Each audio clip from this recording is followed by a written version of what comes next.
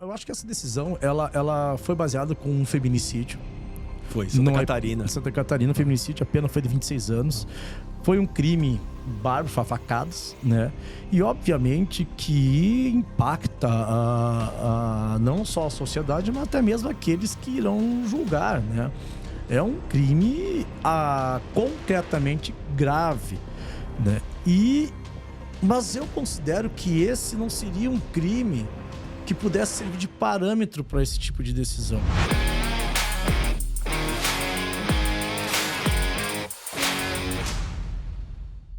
Bueno, sejam bem-vindos ao Penal Play. E para minha alegria, o primeiro episódio não poderia ser com ninguém mais, ninguém menos que Denis Pigosi, procurador da República, e com um tema extremamente relevante, que é a prisão automática depois da condenação no Tribunal do Júri. Mais recente decisão proferida pelo STF, que gerou muita polêmica, e nós vamos debater sobre esse tema. Antes de mais nada, Denis, meu querido, primeiro episódio, né? Primeiro episódio do Penal Play, né? Eu quero só aqui transmitir a minha alegria de ser contigo, né? Um cara que a gente conheceu aqui em São Paulo, porque nós estamos no estúdio de São Paulo, né?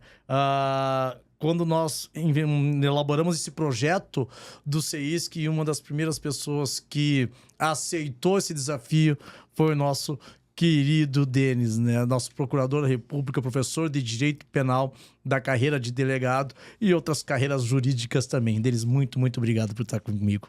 Obrigado, Edal. Olha, que alegria aqui. É uma honra para mim, né? Nesse primeiro episódio aqui. E uma honra mesmo estar aqui com você para debater esse tema polêmico aí, né? Da prisão imediata após a condenação no júri. A honra toda é minha, viu? Bom, pois é. Eu quero, antes de mais nada, deixar aqui claro, o Denis, ele é procurador da República, é o nosso professor aqui de Direito Penal do CEISC, junto às carreiras de delegado, junto às carreiras jurídicas, mas tem uma história de vida, cara, uma história de vida que talvez tenha alguma relação com muitas histórias de vidas aí atrás das telinhas, né? Então, ou daqueles que estão nos ouvindo agora.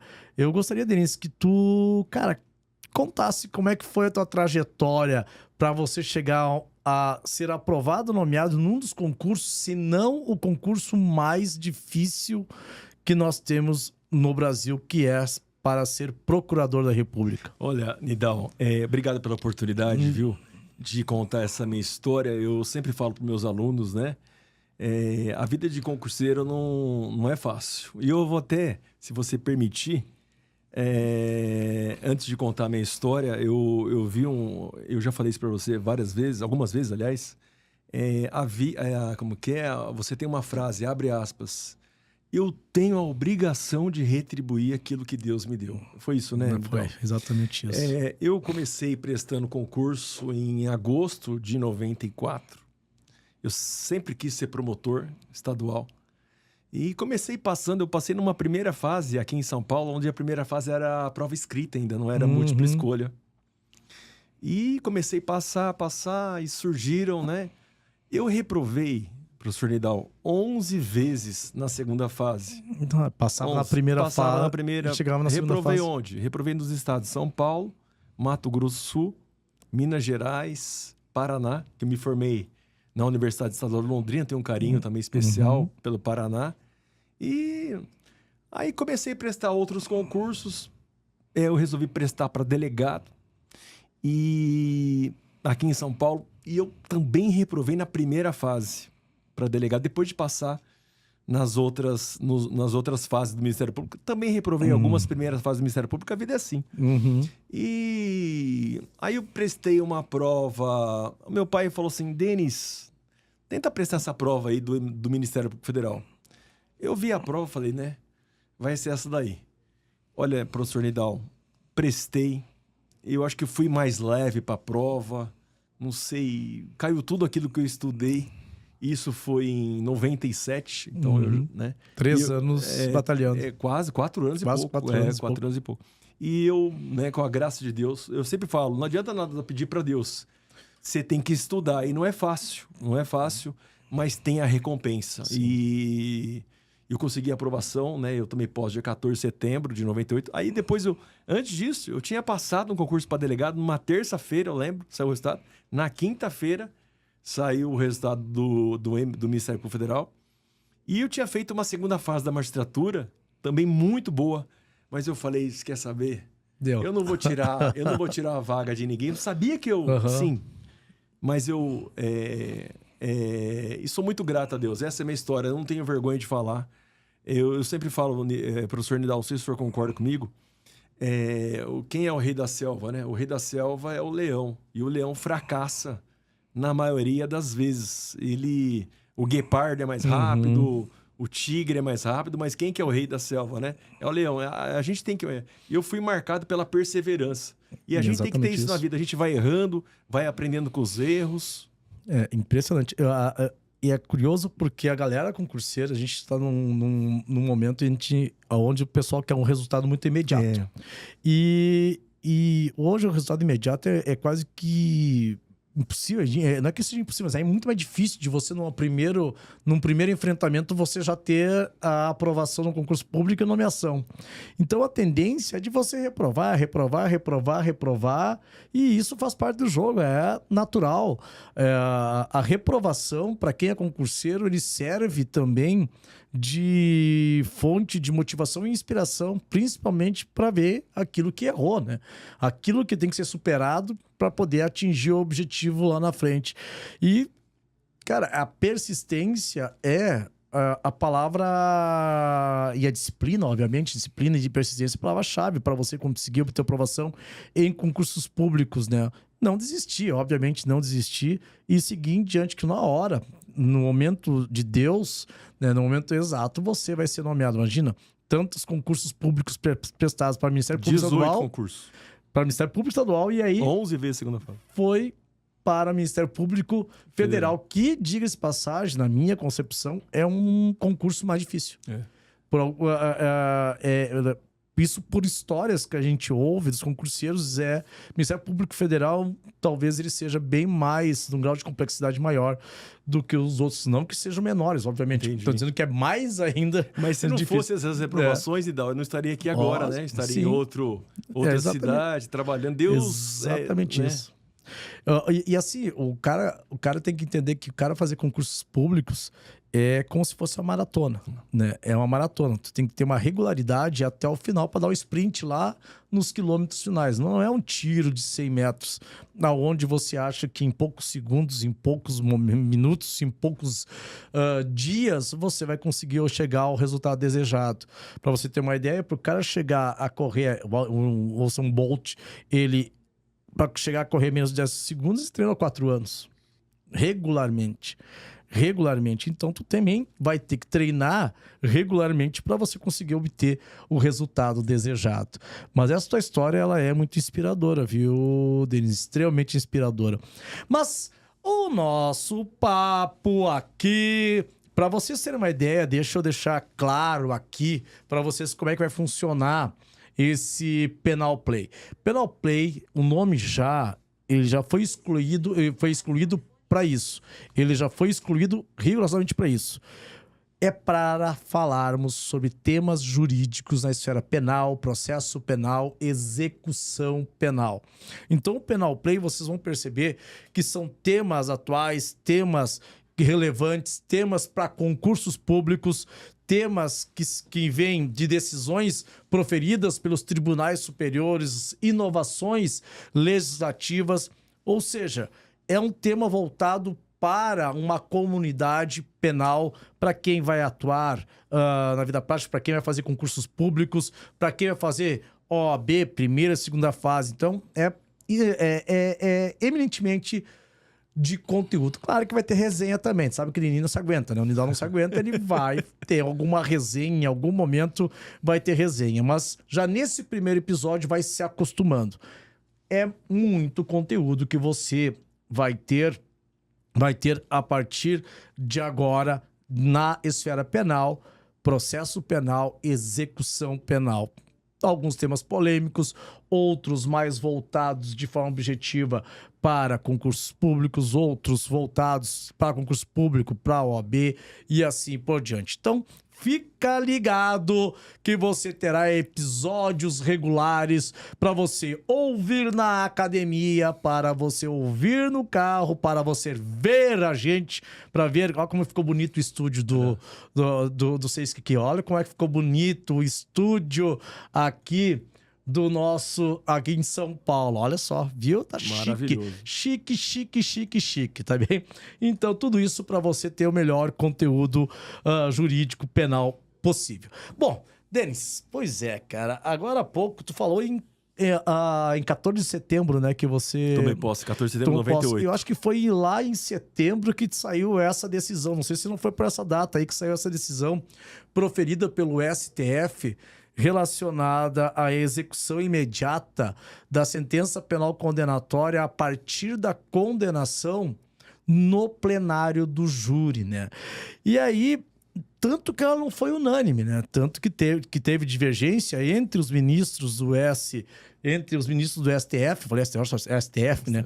Do STF, e houve divergência do STF e, cara, a gente está aqui para nós trocarmos uma ideia e esclarecer para esse público, essa galerinha que está se preparando para provas e também para a vida prática também, na parte de atuação prática, qual o reflexo dessa decisão? O que você considera que tem um grau de relevância para essa decisão proferida pelo STF? Porque ele vai e volta, né? Vai e vem.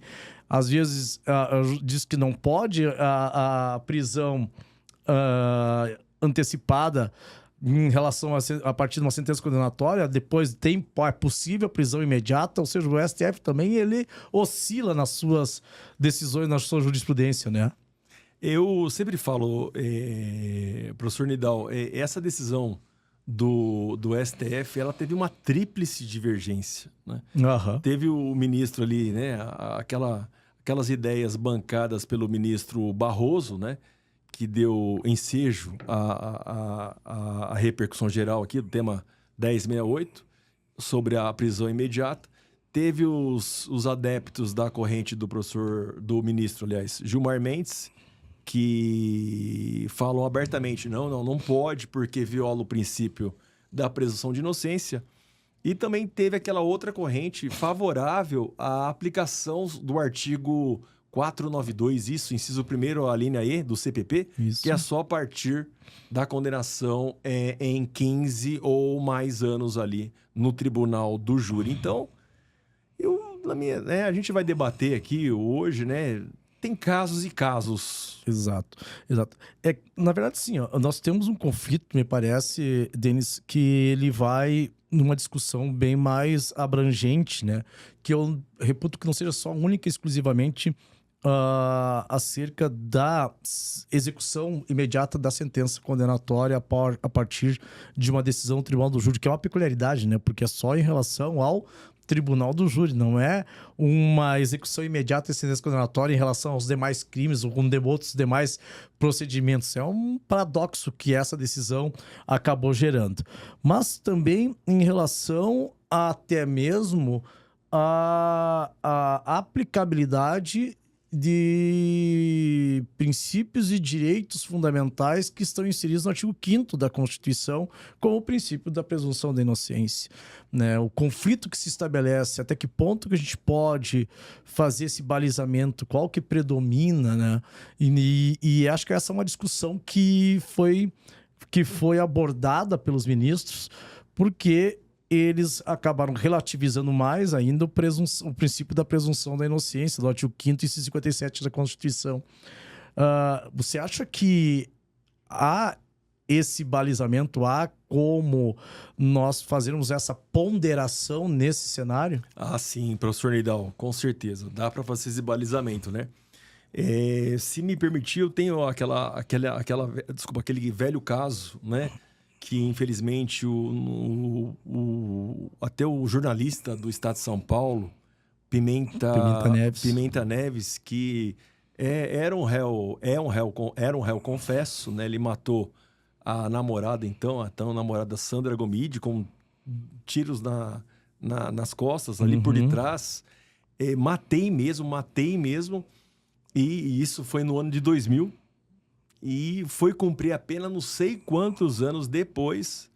E até me chamou a atenção, professor Nidal, que quando o caso chegou no STJ, salvo engano, o colega meu, que atua, o subprocurador-geral da República, perdeu tanto foco, era tanto recurso, era embargos de declaração opostos contra agravo disso, que o o subprocurador-geral da República atuou, no caso, ele não citou o nome da vítima, que é a Sandra Gomide, e também não mencionou a tipificação legal. Pra te ver qual o tamanho do emaranhado de coisas. Do emaranhado de coisas, né? Que coisa. É uma coisa... Dá pra pensar, né? Pois é, olha só. Aí que tá.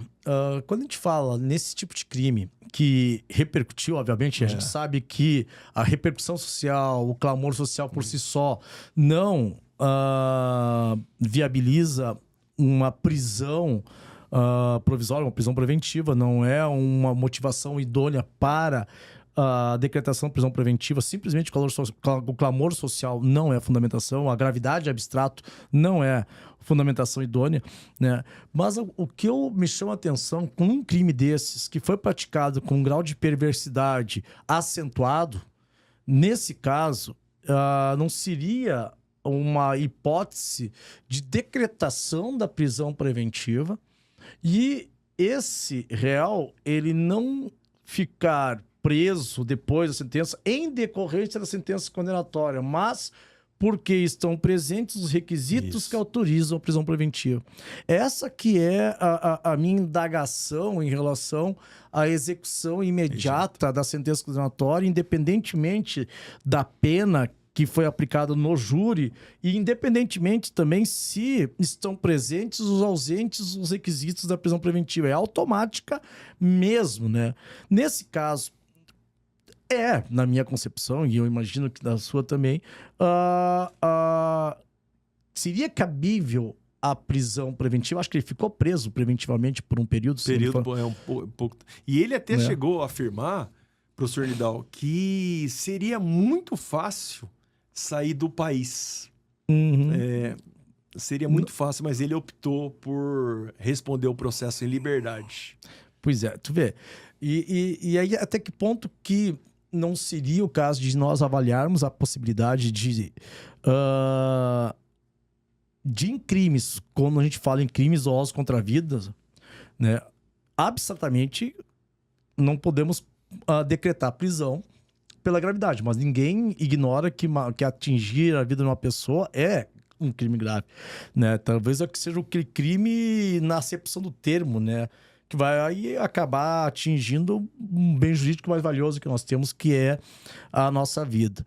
Então, e na nossa vida prática, eu tinha 20 anos de Ministério Público, tu também, Ministério Público Federal, muitos anos, a gente sabe que quando alguém atenta contra a vida de outro, há um cenário voltado para a possibilidade de prisão. Raras as situações que talvez não ensejasse a prisão. Isso. Só que, às vezes, a gente não...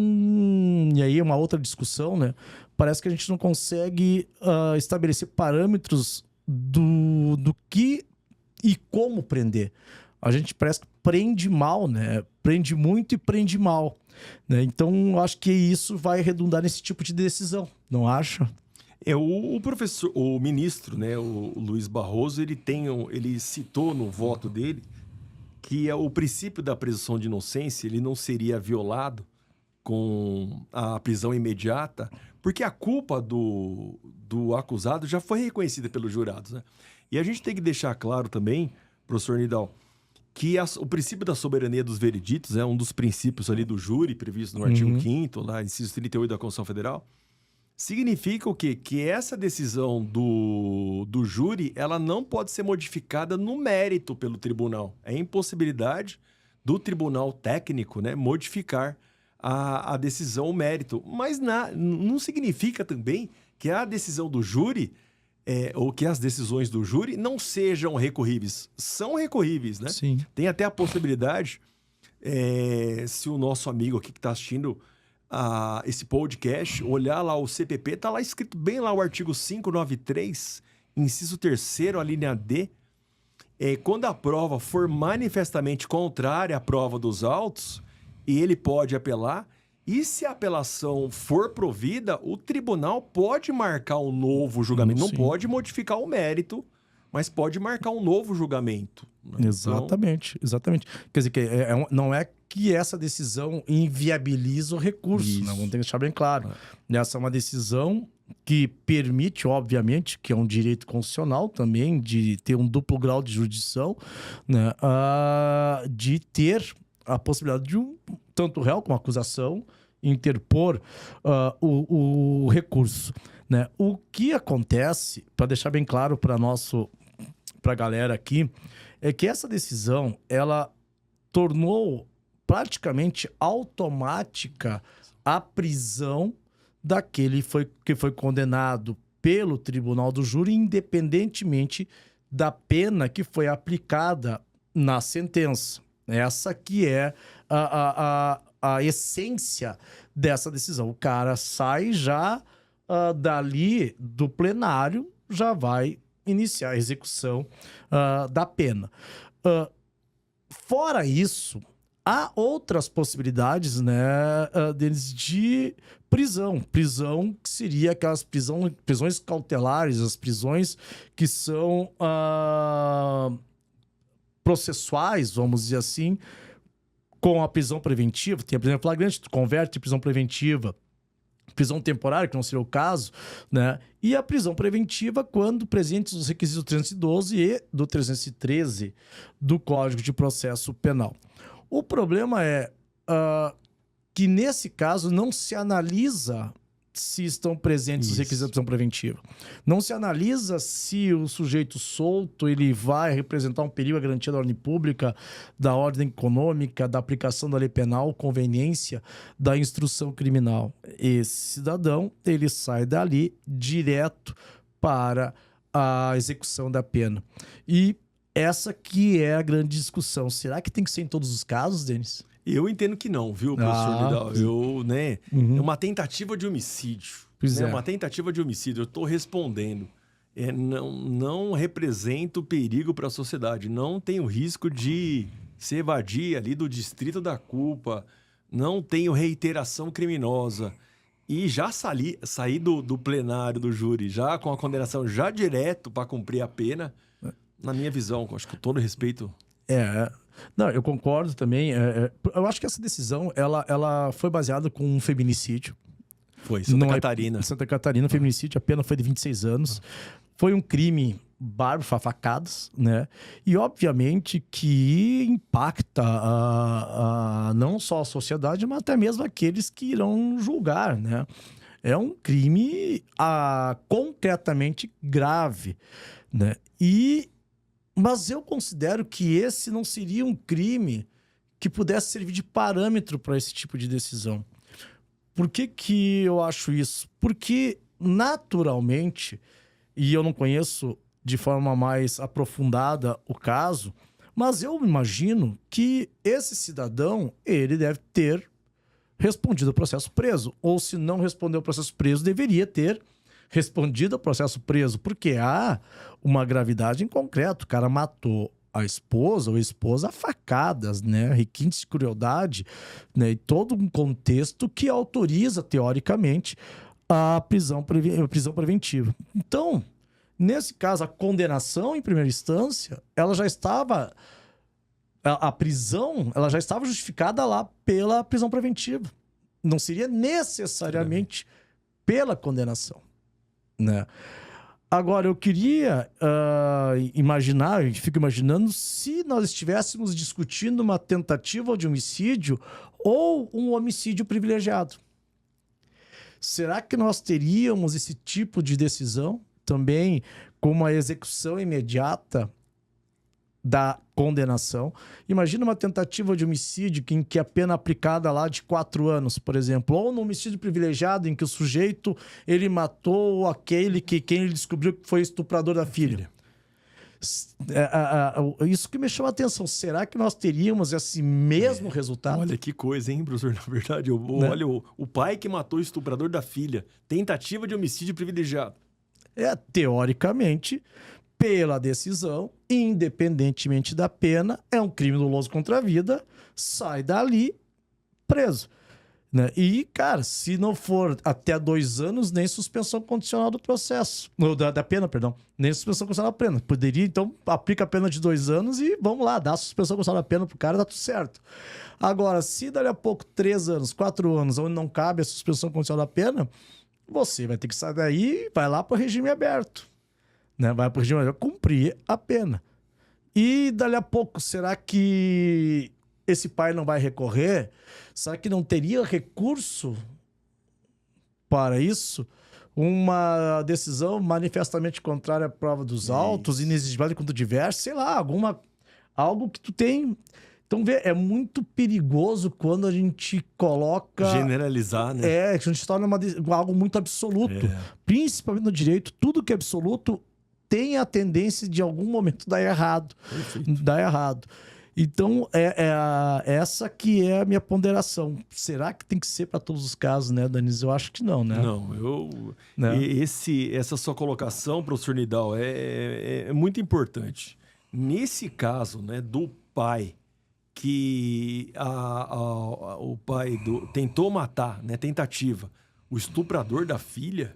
Imagina. Né?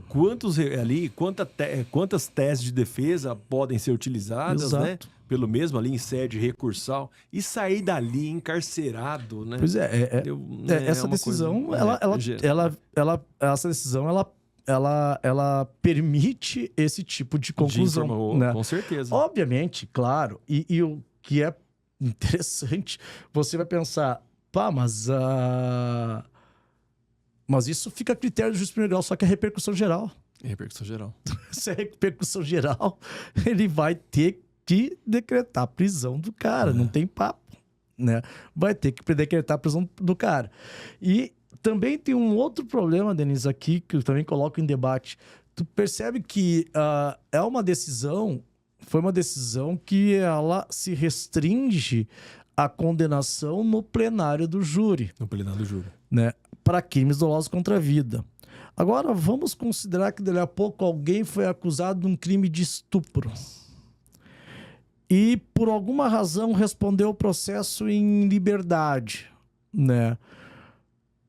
Teoricamente, por essa decisão, não haveria a execução imediata da sentença condenatória. Como é que tu vê isso? Então, é uma desproporção, né? Imagina só, o Denis, né? Não ia cometer isso, mas tô dando exemplo. O Denis tentou matar o estuprador da filha e não conseguiu. Exato. Foi condenado, preso. O Denis está sendo acusado por estupro. O Denis foi condenado. Eu posso, se não estiver presentes os pressupostos, fundamentos e requisitos da prisão preventiva, eu vou responder o processo em liberdade. Há uma... É uma perfeita colocação, né? Tu vê, é por isso que a gente tem, às vezes, eu tenho alguns... princípios, né? Eu tenho algumas ressalvas com algumas decisões do STF, com todo respeito, absolutamente, evidentemente, mas parece que não há uma análise sistemática, né? Parece que é casuística. Casuística, aquele caso concreto ali de Santa Catarina. Parece que é uma decisão casuística e, cara, não se dão conta que aquela decisão casuística, ela vai ter repercussão geral em outras situações que não são rigorosamente idênticas, né, a essa situação, né? Então, essa é uma ressalva. Imagina que o cara que praticou o crime de estupro, ele respondeu o processo em liberdade e, como regra, se respondeu o processo em liberdade, ele vai recorrer em liberdade. Porque se respondeu em liberdade, não estão presentes os requisitos da prisão preventiva. Né? Perfeito, e até então, não há a execução antecipada de uma sentença condenatória, salvo nessa hipótese que o STJ acabou implementando, né? Eu ia dizer plantando, mas implementando que fica mais bonito, né? Nesse cenário do júri. Nesse cenário... O STF, né? Do STF, o STJ, STF, perdão. O STF acabou implementando. Então, tem essa desproporcionalidade, me parece, que viola, a meu ver, também até mesmo ou atinge a segurança jurídica, porque tu não sabe mais se o cara vai preso, se não vai preso, como é que os juízes vão atuar nesses casos como latrocínio, com extorsão com morte, e por alguma razão, porque a gente não sabe o caso concreto, o cara estava respondendo em liberdade, só recaía sobre ele uma mera suspeita, e aí não tinha ainda fundamentos para ele estar preso ali naquele momento, né? Tinha base para denúncia, mas não para uma condenação. Então tem me parece perigosa essa decisão, né? E mais ainda, eu vou mais além, vou te provocar um pouquinho mais também, viu, Denis? O STF declarou inconstitucional o artigo 492, inciso 2ª, linha E, né, que tem a previsão de execução imediata da sentença condenatória quando a pena aplicada for superior a 15 anos, né? Me parece perigoso quando o STF ele simplesmente declara inconstitucional um dispositivo, né? E a gente não sabe exatamente qual a fundamentação. Qual seria a fundamentação? Porque eu tenho o princípio da soberania dos veredictos, já que o sujeito já foi reconhecido culpado pelo tribunal do júri, né? Porque é um tribunal popular e, portanto, a sociedade se reuniu para julgar aquele cidadão e foi considerado culpado. Então, isso seria um fundamento para declarar uma norma inconstitucional, né? Tu acha que isso seria motivação? Olha, professor Nidal, bem que foi falado aqui, né? Qual foi o real motivo, né, desse artigo 492, o inciso 1º, a linha E, né? A condenação, né, do réu no tribunal do júri é uma pena igual ou superior a 15 anos, né? Seria o caso ali de prisão automática, o único caso, né, no Brasil. Foi declarado inconstitucional, não há motivo. E agora, se eu pego 6, 7 anos e já saí preso de forma automática, sem nenhum pressuposto e sem nenhum fundamento, que é o mais importante ali, da prisão preventiva, gera uma insegurança jurídica. Né? Eu penso no nosso... E como o tema tem a repercussão geral... Tem a repercussão geral. O tema 1068. Inclusive. 1068. E o mais curioso também... que todas as discussões, quando envolvia a execução antecipada da sentença condenatória, era justamente porque violava o princípio da presunção de inocência e que não poderia existir nenhum dispositivo determinando a execução imediata. O STF, na verdade, ele julgou contrariamente, né? O entendimento do STF, ele foi... contrário, inclusive, a decisões proferidas anteriormente. Porque até então não era possível uma execução antecipada da sentença penal condenatória. Por quê? Justamente violava, em tese, o princípio da presunção de inocência. Agora, eles dizem que é possível a execução antecipada para condenação no júri, declarando inconstitucional justamente um artigo que permitia a execução antecipada da sentença condenatória. Imagina, eles declaram inconstitucional um único artigo que permitia a execução antecipada da sentença condenatória. Então, quando todos... ou a esmagadora maioria, boa parte, questionavam a execução antecipada, ou questionavam, inclusive, a constitucionalidade desse artigo 492, nesse aspecto da prisão antecipada. Eles questionavam Porque não seria possível, porque violava o princípio da presunção de inocência. Eles declararam inconstitucional justamente porque limitava em 15 anos. Quer dizer, o STF, ele deu a volta, né? Ele inverteu os parâmetros de análise de execução da pena, né? O único artigo que viabilizava a execução antecipada da pena, eles declararam inconstitucional, mas não porque viola a presunção de inocência, é porque limitou em 15 anos. Né? É curioso esse entendimento do STF. Eu, particularmente, eu me preocupo um pouco. Eu não sei como é que tu pensa nesse... Não que eu seja, vamos dizer assim, alguém adepto a um direito penal mais liberal. Não é bem isso. Mas eu sou adepto ao direito penal proporcional. Né? O direito penal em que tenha aquilo que nós chamamos do bom senso. Né? Uma vez numa palestra eu peguei e falei a expressão direito penal do bom senso. Tinha que escrever um livro sobre direito penal do bom senso. E a menina perguntou lá: professor, onde é que eu acho esse livro? Não sei, estou inventando esse nome agora. Direito penal do bom senso, né? Como é que tu vê essa atuação do STF, não só nessa decisão específica, mas também em outras decisões onde há uma interferência direta, né? Há mais de protagonismo do que propriamente de destinatário, né? Para poder garantir e assegurar assegurar o cumprimento da Constituição, né? Parece que sai um pouco do guardião da Constituição, parece que vira o dono da Constituição. O STF, professor Nidal, né? Ali foi meu professor, né? O ministro Alexandre de Moraes. Pouca gente sabe, é a segunda maior nota da história do concurso do Ministério Público de São Paulo. Nossa. É do professor Alexandre de Moraes.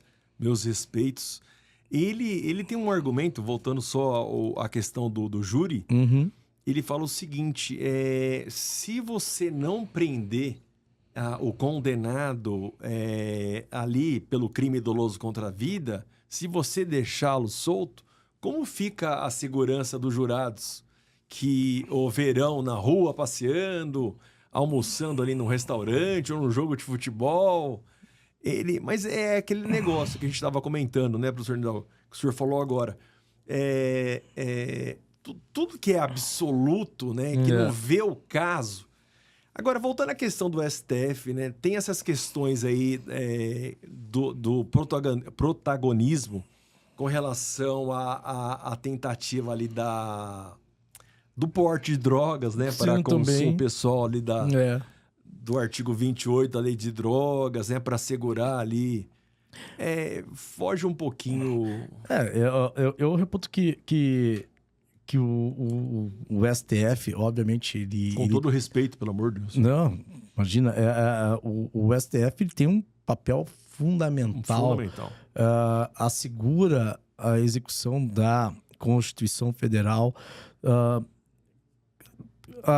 tem um papel nesses últimos anos de também avalizar a democracia, né? Nós temos também que enaltecer esse papel que o STF desempenhou nesses últimos anos de preservar de forma inegociável a democracia. Então, um papel fundamental está dentro de um cenário em que o Poder Judiciário tem que ser forte, obviamente tem que ser forte, né? Até mesmo para ter o controle, né? E até mesmo equilibrar a balança, né? Mas tem decisões, pelo menos nesse aspecto que nós estamos discutindo hoje, né? Que nos preocupam por deixar margem para uma série de dúvidas e de aplicação, né? Que talvez retire um pouco a nossa segurança sobre o que pode acontecer. Verdade. Quando tu vai pensar dali a pouco, nós estamos falando em crime doloso contra a vida, ok? Né? Um bem jurídico relevante, mas E até onde nós vamos chegar? Não seria, então, o caso de nós irmos pro latrocínio também? Na extorsão Mediante sequestro com com morte, né? Então, essa de você tornar absoluto e limitar no cenário dos crimes dolosos contra a vida, independentemente da pena, relegando a um aspecto mais secundário os demais crimes e outros bens jurídicos, né? Isso me preocupa, né? E o legislador, nesse aspecto também, ele acaba ficando num segundo plano, porque tinha um dispositivo dizendo, é possível a aplicação da pena, já de forma antecipada, desde que a pena seja alta.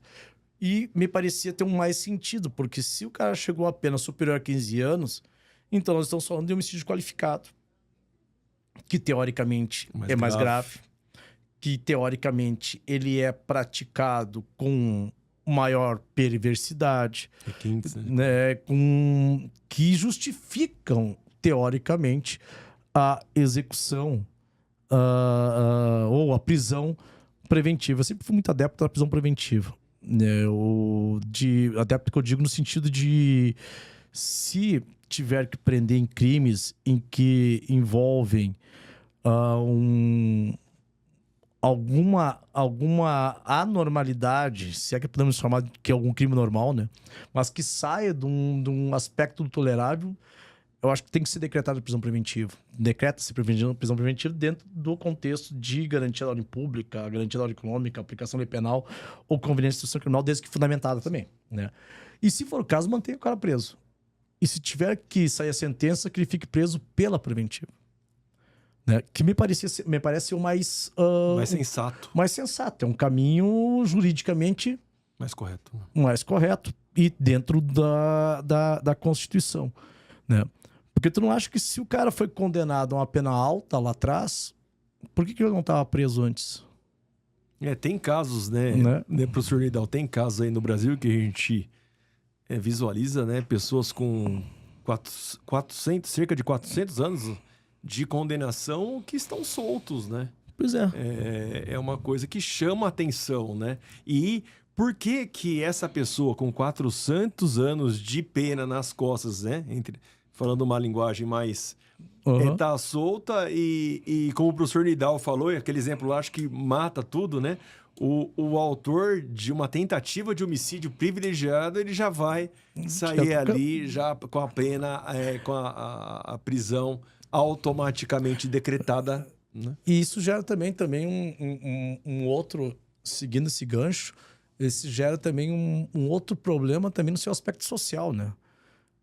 Porque aí tem aquela do etiquetamento, né? Embora eu também não sou muito adepto desse... o cara que cometeu um delito, um crime, independentemente de quem for, se for alguém favorecido economicamente ou se não for menos favorecido, o cara tem que ter o mesmo tratamento e tem que ter, obviamente, a mesma resposta, né, na seara penal. Mas a gente sabe que isso não acontece. Né? Então tu vai pegar aqueles crimes em que a gente fala que são praticados sem violência ou ameaça, né, que aos olhos da grande sociedade não parecem ser graves, mas eles geram reflexos muito mais danosos ou tão danosos quanto crimes praticados por pessoas menos favorecidas, aqueles que nós chamamos de etiquetados, né, que o cara não vai ser preso. Ou, se for preso, só com a sentença condenatória transitária em julgado. E olhe lá, muitos e muitos anos depois, se estava preso, vai ser solto. Né? Tu pega crimes de corrupção passiva, crimes contra lavagem. Né? Então, tu percebe que há um tratamento, teoricamente, desproporcional. Né? Há um tratamento que não é o igualitário. Né? Então, por isso que a gente fica meio que inseguro como é que vai vir, né? Como é que a gente vai ver o futuro dentro do aspecto penal. Porque é legítimo você executar a pena. É legítimo você condenar alguém e executar a pena de alguém que praticou um crime. Mas, cara, vamos jogar as regras do jogo, né? As regras do jogo, nesse caso, né? Então, nesse aspecto, para aqueles que vão fazer concursos públicos, professor Denis, o que nós vamos dizer para eles? O que nós temos que marcar? Qual é o X que nós vamos marcar? Então, diante, né, professor Nidal, da repercussão geral, o tema 1068, que é possível a prisão automática hoje dos condenados ali pelos crimes dolosos contra a vida. Esse é o X. Esse é o X da questão, literalmente. Mas cuidado para não cair em pegadinha, né? Vejam que é um crime, que é uma decisão que está limitada a crimes dolosos contra a vida, homicídio, né? E tu vê, teoricamente, por um infanticídio também, que é um crime para detenção, né? Aborto, né? Então, tu vê crime de homicídio, crime de induzimento, instigação, auxílio ao suicídio, crime de infanticídio e o crime de aborto. E olha só, tô falando em crime de infanticídio, a pena vai de 2 a 6 anos. Uma mulher que está em estado puerperal, ela vai sair dali. Embora eu, de 20 anos, não sei se você já trabalhou em algum caso desse, mas eu, de 20 anos, eu nunca trabalhei num crime de infanticídio. Na federal é difícil. Bom, claro, obviamente. Mas eu, na 20 anos, eu não me lembro de ter trabalhado em crime de infanticídio. E o professor Nidal, o senhor tocou num assunto muito importante, que infelizmente a gente tem que passar uma estatística do crime de estupro, né? Que não tem essa regra, para deixar bem claro, a regra da prisão imediata é só para crimes dolosos contra a vida, né? Há notícias de que a cada 9 minutos no Brasil é praticado um estupro. Né? A cada 9 minutos é praticado um estupro no Brasil, lá do artigo 213. Então, isso tem que ser coibido de alguma... Exatamente, exatamente. Isso sim, eu concordo plenamente. E aí que tá, nós temos um rol de crimes hediondos, né? Aonde os crimes, teoricamente, mais graves, com maior grau de reprovabilidade, estão ali, né? Pô, se tu vai pegar e proferir uma decisão nesse nível, né, com essa envergadura, com essa importância, né, tratando de um crime que não é hediondo... Não, e que não é hediondo, por exemplo, o infanticídio não é hediondo. Então, tu vê... Era uma decisão que eles poderiam ter menos piorado a coisa. Eles estavam julgando um crime de feminicídio, crime de homicídio qualificado pelo feminicídio, que é hediondo. Eles poderiam não restringir a crime doloso contra a vida. Mas talvez estender essa prisão automática para todos os crimes hediondos. Aí me pareceria que teria mais sentido, porque alcançaria crime de estupro, alcançaria crime de latrocínio, alcançaria a extorsão mediante sequestro. Então, era de pegar e sentar. Bom, tu quer recrudescer o tratamento? Ok. Mas, cara, você recrudesceu o tratamento de forma avessa, né? Então, vamos recrudescer o tratamento para aqueles crimes que são naturalmente considerados pelo legislador, inclusive, e aí me parece mais constitucional, dentro do critério constitucional, foi considerado pelo legislador como crimes que merecem um grau de reprovação maior. Então, por que não restringir a execução imediata da sentença condenatória a crimes hediondos? Já que eles estavam julgando não um crime doloso contra a vida por si só, mas um crime hediondo. Entendeu? E aí eles pegam e restringem a crimes dolosos contra a vida, independentemente da pena. Me parece mais lógico, mais racional e dentro... Eu não tinha pensado nisso. E dentro do aspecto mais... Você vê como que é nossas ideias aqui, né? Pois é uma coisa assim meio que me parece mais evidente. Sensato, e proporcional, vamos dizer assim, né? Bom, Denis, acho que tá chegando o nosso tempo. Cara, eu não tenho nem palavras para te agradecer aqui, Denis. Esse primeiro episódio não poderia ter sido melhor. Um papo gostoso, passou rápido. Espero que para vocês que estão escutando aí em casa, ou no trabalho, ou escutando na academia, ou no carro, que vocês tenham curtido esse episódio. Eu aprendi pra caramba aqui com o Denis. Aquele pessoal que vai nos assistir no canal do YouTube do Professor Nidal, vocês vão esperar, se não perdem por esperar muitos outros conteúdos com temas relevantes estarão à disposição de vocês. Então é só se inscrever no canal, de você acionar o sininho lá do Spotify, vai lá, avalia, Nini, bota lá 5 estrelas, menos 5 estrelas, não vou aceitar, não vem com esse papo. Ah, eu quero 3, por que 3? Fundamenta. Tem que ter fundamentação. 5 tu não precisa fundamentar, já entendi. Se for menos do que 5, você se deu o trabalho de fundamentar. E aí nós vamos ter episódios semanais, né? E vai ser um prazer já conversar com gente de extrema inteligência, gigantes na área jurídica, conversar com você sobre temas variados. Meu querido Denis, sem palavras, cara. Muito obrigado. Professor Ló. Eu que aprendi. Olha, eu me sinto muito honrado, né? Pelo primeiro episódio aqui. Que parceria sensacional, viu? E agradeço de coração, do coração. Agradeço todo o pessoal aqui. E contem sempre comigo. Cara, assim, muito obrigado. O Denis eu não conhecia, eu conheci aqui em São Paulo, nesse projeto que nós estamos desenvolvendo aqui para carreiras jurídicas. E sabe aquele negócio que quando tu vê uma pessoa e tu vê uma energia tão boa, tão favorável, tão poderosa? Pois então, senhoras e senhores, se vocês tiverem essa possibilidade um dia de conhecer uma pessoa e essa pessoa te transmitir uma energia tão poderosa, sabe o que tu faz? Cola nela. Cola nela, porque você vai ser uma pessoa um pouco mais feliz.